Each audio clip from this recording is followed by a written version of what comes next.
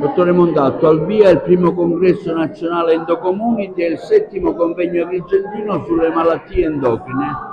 Sì, è iniziato oggi la prima delle 3 giornate, un programma ricco di grandi relatori, di grandi temi, non soltanto medici, avremo anche la presenza di biologi, di infermieri, di nutrizionisti, di psicologi, di podologi, quindi una visione del paziente a 360 gradi, un momento di crescita un po' per tutti noi. Noi siamo onorati quest'anno di aver avuto una faculty di così alto livello scientifico, veramente relatori che vengono da tutta la parte d'Italia.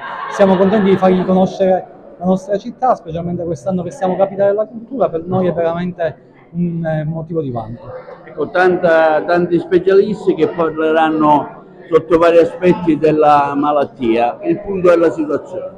Allora, sicuramente oggi abbiamo aperto con uno dei temi centrali, che è quello dell'obesità, anche perché le nuove terapie farmacologiche che oramai abbiamo a disposizione hanno permesso di rivoluzionare il trattamento dell'obesità, senza però dimenticarci che una corretta gestione della patologia obesità, perché l'obesità la dobbiamo considerare una patologia, parte sempre da una collaborazione con il nutrizionista, con i dietisti, perché comunque non basta semplicemente prendere la pillolina o fare la puntura, bisogna educare il paziente ad una educazione alimentare corretta, a promuovere quella che è l'attività fisica, perché il connubio di questi 3 elementi poi sarà vincente per la salute dei nostri pazienti. L'endocommunity cos'è?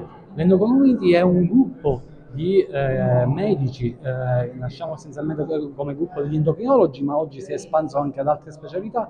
Proprio un gruppo in cui ci si parla, ci si confronta sulle esperienze quotidiane, ci si rapporta fra di noi in maniera tale da poter condividere le esperienze e portarle poi alla fine sulla pratica quotidiana. 4 giorni di intenso confronto con tanti specialisti provenienti da tutta Italia.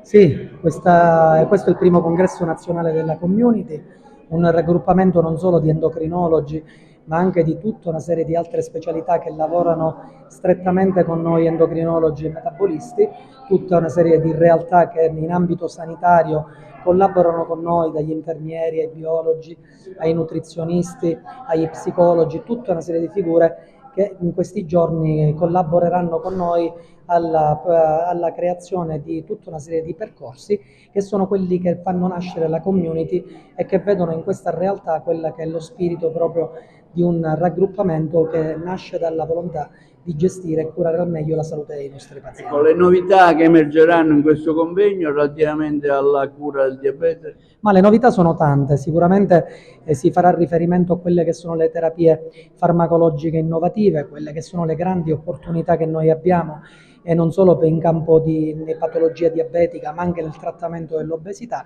e dall'altro lato daremo un grande spazio, un grande risvolto a quello che è l'utilizzo delle tecnologie nei pazienti che effettuano terapia insulinica, sia diabetici di tipo 1 che diabetici di tipo 2, con i nuovi device sia per il monitoraggio della glicemia ma anche per la gestione terapeutica della terapia insulinica con i microinfusori. C'è una forte tendenza dei giovani, dei più giovani ragazzini a essere colpiti dal diabete, come mai? È perché sicuramente purtroppo il connubio con l'eccesso ponderale, con l'obesità è un connubio particolarmente forte, stili di vita sbagliati, alimentazione irregolare favoriscono quelle condizioni che predispongono all'evoluzione dell'iperglicemia e quindi del diabete, e questo sicuramente può essere un fattore su cui tutti noi dobbiamo riflettere e dobbiamo agire prima di tutto in prevenzione primaria. Con la prevenzione che lei consiglia qual è?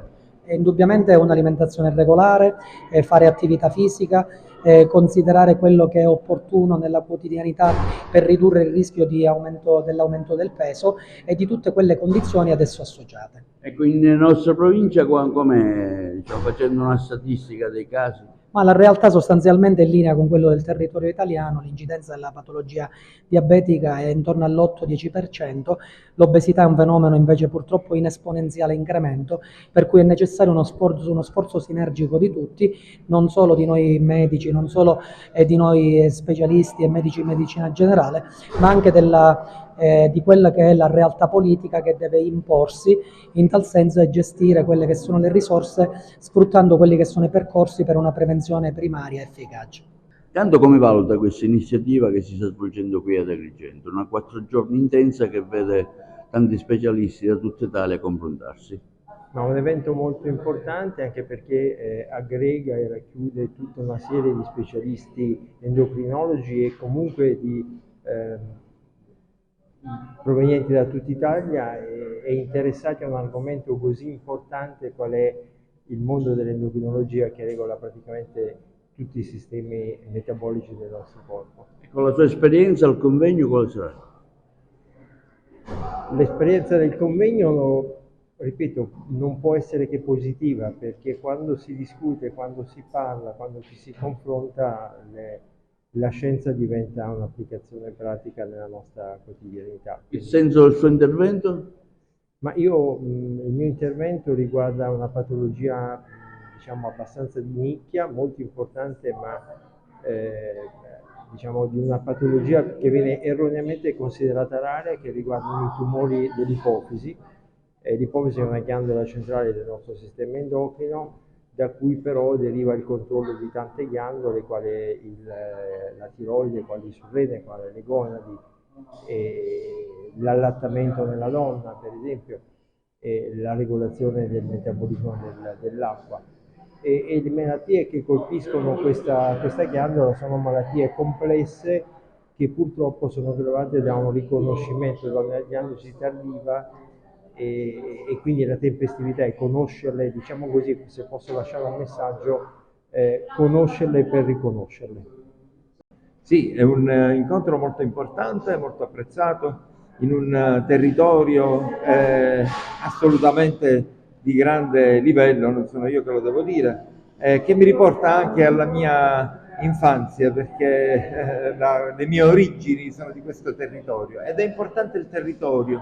È importante il territorio perché non possiamo permetterci di contrastare questo fenomeno dilagante della obesità senza un coinvolgimento del territorio, che deve essere il più capillare, il più diffuso possibile. Siamo tutti chiamati a contrastare questa malattia, perché è una malattia. I suoi consigli? I miei consigli sono intanto di parlarne tra professionisti, ma dobbiamo parlarne anche con i nostri decisori politici, con i nostri amministratori. L'obesità si sconfigge combattendo per un ambiente, per una città più a misura d'uomo, più equilibrata, più sana.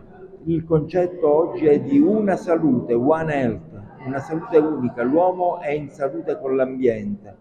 Non lo curano certamente i medici, l'ambiente, le città, eccetera, ma li curano coloro i quali decidono come organizzare delle città che sono diventate degli ambienti obesiogeni, cioè che favoriscono lo sviluppo dell'obesità. Ci sono aspetti legati all'economia, alla sociologia, ci sono aspetti legati, come per l'appunto dicevo prima, non soltanto, anche all'etica, se vogliamo, no? L'atteggiamento che abbiamo nei confronti delle persone obese. Ci sono aspetti legati alla ecologia, l'obesità inquina e un ambiente inquinato favorisce l'obesità. Dobbiamo spezzare un circolo vizioso, altrimenti ci ritroveremo nei prossimi anni a fronteggiare problemi che saranno irrisolvibili. Abbiamo una prevalenza di obesità nelle fasce giovanili mai vista prima, quindi ci servono comunicatori, no? Che gente in grado, non sono io che devo parlare con i giovani, non mi ascoltano, bisogna identificare strategie che li raggiungano anche i giovani prima che gli adulti, dove il danno purtroppo molto spesso è già fatto. Oggi abbiamo anche delle possibilità di cura importanti che non abbiamo avuto sino a qualche mese addietro. Per fortuna, laddove non si riesca a raggiungere e curare adeguatamente persone con obesità, oggi possiamo intervenire anche farmacologicamente.